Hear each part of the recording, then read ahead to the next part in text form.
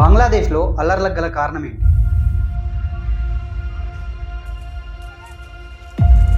హిందువులపైననే దాడులు ఎందుకు?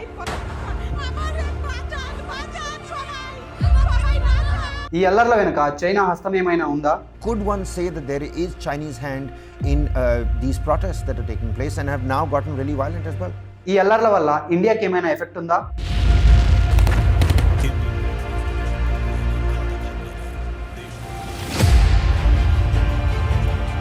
దీనిని ఇండియా ఎలా ఆపగలదు?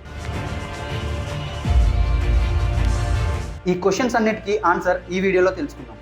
So without any delay let's jump in to the video.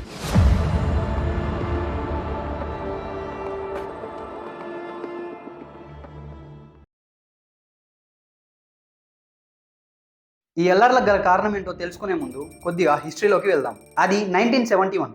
అప్పుడు బంగ్లాదేశ్ ఈస్ట్ పాకిస్తాన్గా పిలువబడుతూ పాకిస్తాన్లో ఒక పార్ట్గా ఉండేది. 26 మార్చ్ 1971 ఈస్ట్ పాకిస్తాన్ నుండి స్వాతంత్రం పొంది బంగ్లాదేశ్గా పిలువబడుతూ సపరేట్ కంట్రీగా ఏర్పడింది. చాలా మంది ఈ ఫ్రీడమ్ స్ట్రగుల్లో పాల్గొన్నారు. ఈ ఫ్రీడమ్ స్ట్రగుల్ ని ముందుండి నడిపించిన వ్యక్తి ముజిబుల్ రెహమాన్. అందుకే ఈయన్ని బంగ్లాదేశ్ కి ఫాదర్ ఆఫ్ ది నేషన్ గా పిలుస్తారు. ఈయన సొంత కూతురే ఇప్పటి బంగ్లాదేశ్ పిఎం షేక్ హసీనా. ఎవరైతే ఈ 1971 ఫ్రీడమ్ స్ట్రగుల్లో పాల్గొన్నారో వాళ్ళ ఫ్యామిలీస్ కి అప్పటి గవర్నమెంట్ 30% రిజర్వేషన్ ని కల్పించింది. అంటే అన్ని ప్రభుత్వ రంగాల్లో ఈ ఫ్యామిలీస్ కి 30% జాబ్ రిజర్వేషన్ ఉంటుంది. ఈ 30% రిజర్వేషన్ అనేది అక్కడి స్టూడెంట్స్ పై చాలా పెద్ద ఇంపాక్ట్ చూపెట్టింది. స్టూడెంట్స్ నుండి తీవ్ర వ్యతిరేకత రావడం వల్ల 2018లో అక్కడి కోర్టు దీన్ని రద్దు చేసింది. ఈ 30% రిజర్వేషన్ అనేది మా తాతలు మాకు ఇచ్చిన హక్కు అంటూ స్వాతంత్ర వీరుల కుటుంబ సభ్యులు 2024లో అక్కడి కోర్టులో అపీల్ వేశారు. జడ్జిమెంట్ వీళ్ళకి అనుకూలంగా రావడంతో మళ్ళీ 30% రిజర్వేషన్ ని అమల్లోకి తెచ్చారు. ఈ జడ్జిమెంట్ కి వ్యతిరేకంగా స్టూడెంట్స్ ఇంకా పెద్ద మొత్తంలో ప్రొటెస్ట్ చేయడం స్టార్ట్ చేశారు. ఈ ప్రొటెస్ట్ హింసకు దారితీయడంతో దీన్ని కన్సిడరేషన్ లోకి తీసుకొని 93% మెరిట్ అండ్ 7% రిజర్వేషన్ ఉండాలని కోర్టు నిర్ణయించింది.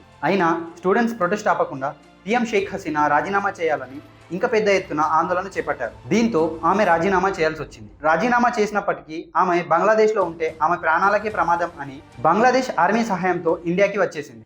అయితే బంగ్లాదేశ్ హిందువులపైన దాడులు ఎందుకు జరుగుతున్నాయి? బంగ్లాదేశ్లో హిందువులపైనే దాడులు జరగడానికి వన్ ఆఫ్ ద రీజన్ అక్కడ హిందువులు మైనారిటీలు. అక్కడ 64 డిస్ట్రిక్ట్స్, అందులో 61 డిస్ట్రిక్ట్లలో హిందూయిజం సెకండ్ హైయెస్ట్ పాపులేషన్ ఉన్న రిలీజన్. ఇదే చనువుగా తీసుకున్న కొందరు మతోన్మాదులు హిందువులపైన, హిందూ దేవాలయాలపైన ఇష్టం వచ్చినట్టు దాడులు చేస్తున్నారు. ఈ దాడుల్లో 300లకు పైగా మరణిస్తే పెద్ద మొత్తంలో హిందువులే ఉండడం బాధాకరం. ఈ విజువల్స్ చూడండి. కొంతమంది ముస్లింలు హిందూ టెంపుల్స్ పైన దాడులు జరగకుండా అడ్డుగా నిలబడ్డారు. అసలు బంగ్లాదేశ్లో ఏం జరుగుతుంది? మరి ఈ దాడుల్లో చైనా హస్తం ఏమైనా ఉందా? మన దేశానికి చైనా ఎప్పటి నుండో అన్ని రంగాల్లో రైవలరీ దేశంగా ఉంది. ఇప్పటికే చైనాతో సంబంధాలు తగ్గిపోయి చైనా నుండి చాలా వరకు ఇంపోర్ట్స్ ని తగ్గించేశాం. దీంతో చైనా ఎక్స్పోర్ట్స్ తగ్గిపోయి ఇండియా గ్లోబల్ మ్యానుఫ్యాక్చరింగ్ మార్కెట్లో ముందుకు దూసుకెళ్తుంది. దీంతో చైనా ఇండియాని ఎలాగైనా దెబ్బ కొట్టాలని ఇండియా చుట్టుపక్కల దేశాలతో సంబంధాలు పెంచుకుంటుంది. ఇప్పటికే చైనా శ్రీలంక అండ్ పాకిస్తాన్లకు అప్పులిచ్చి ఆ రెండు దేశాలని తన గుప్పెట్లో పెట్టుకుంది. దీంతో చైనా ఇండియా 3 దిక్కుల ఆధిపత్యాన్ని చెలాయిస్తుంది. ఆ మిగిలిన 4వ దిక్కులో ఉంది బంగ్లాదేశ్. బంగ్లాదేశ్ పిఎం అయిన Sheikh Hasina secular and pro Indian. Sheikh Hasina out of పవర్లో ఉంటే చైనాకు చాలా పెద్ద ప్లస్ పాయింట్. ఎందుకంటే ఈమెకి ఇండియాకి బలమైన సంబంధాలు ఉన్నాయి. ఆమె పవర్ నుండి దిగిపోతే చైనా అక్కడ బిజినెస్ డెవలప్ చేస్తూ ఇండియా 4వ వైపున కమాండ్ ని ఎస్టాబ్లిష్ చేస్తుంది. ఇప్పటికే మనకు చైనా అండ్ పాకిస్తాన్ శత్రు దేశాలు. శ్రీలంకలో చైనా ఆధిపత్యం, ఇప్పుడు బంగ్లాదేశ్. సో దీన్ని మనం గమనిస్తే ఇందులో చైనా హస్తం ఉండే అవకాశాలే ఎక్కువ. మరి ఈ అల్లర్ల వల్ల ఇండియాకి ఏమైనా నష్టం ఉందా? ఎస్.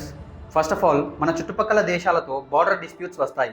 ఇప్పుడున్న సిచ్యువేషన్లో ఇంటర్నేషనల్ రిలేషన్స్ అనేటివి చాలా ఇంపార్టెంట్. మన బార్డర్స్ని మనం కాపాడుకోలేకపోతే ఫ్యూచర్లో మనం చాలా పెద్ద ప్రాబ్లమ్స్ని ఫేస్ చేయాల్సి వస్తుంది. అండ్ దీనివల్ల ఎక్స్పోర్ట్స్ అండ్ ఇంపోర్ట్స్ తగ్గి ఇండియా మార్కెట్ నష్టాల్లోకి వస్తుంది. చుట్టుపక్కల మొత్తం శత్రు దేశాలు అవ్వడంతో FDI ఫారెన్ డైరెక్ట్ ఇన్వెస్ట్మెంట్ తగ్గుతుంది. అంటే వేరే దేశాలు ఇండియాలో కంపెనీలు పెట్టడానికి ముందుకు రావు. దీనివల్ల ఇండియాకి ఎంత నష్టమో చైనాకి అంత లాభం. మరి దీన్ని ఇండియా ఎలా ఆపగలదు?